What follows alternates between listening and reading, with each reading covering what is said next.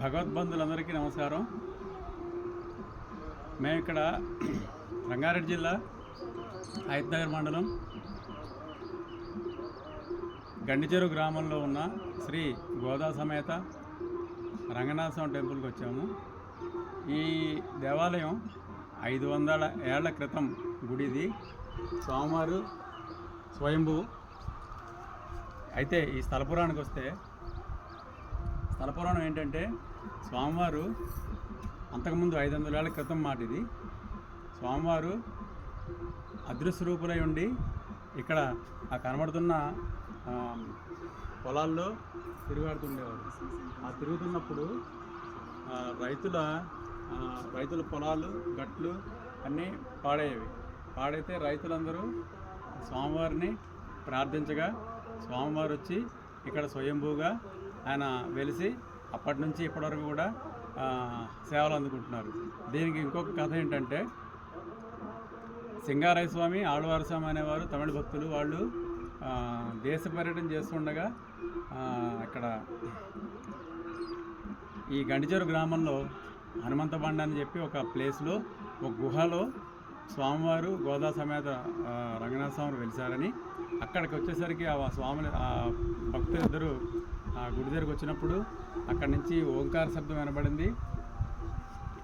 అక్కడికి వెళ్ళి చూడంగానే అక్కడి నుంచి ఒక మంచి సువాసనలు వచ్చాయట. వచ్చినప్పుడు వాళ్ళిద్దరూ వచ్చి గ్రామంలోకి వచ్చి ఆ గ్రామస్తులందరికీ చెప్పగా గ్రామస్తులందరూ కూడా ఒక ఊరేగింపుగా వచ్చి అక్కడ గుహలో చూడగా అక్కడ ఒక పెద్ద పుట్ట కనబడింది.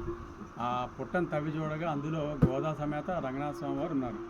అప్పుడు గ్రామస్తులందరూ కూడా స్వామివారిని మేళతాళాలతో తీసుకొచ్చి ఇక్కడ ఇది రంగనాయకుల గుట్ట అంటారు. ఈ రంగనాయకుల గుట్ట మీద స్వామివారిని ప్రతిష్ఠ చేసి అప్పటి నుంచి ఇప్పటివరకు కూడా గ్రామస్తులు పూజా కైంకర్యాలను చేస్తూ కంటిన్యూ చేస్తున్నారు ఇప్పటివరకు. సో ఇది ఇక్కడ గోపురం చూస్తే అక్కడ శంఖం చక్రం, పైన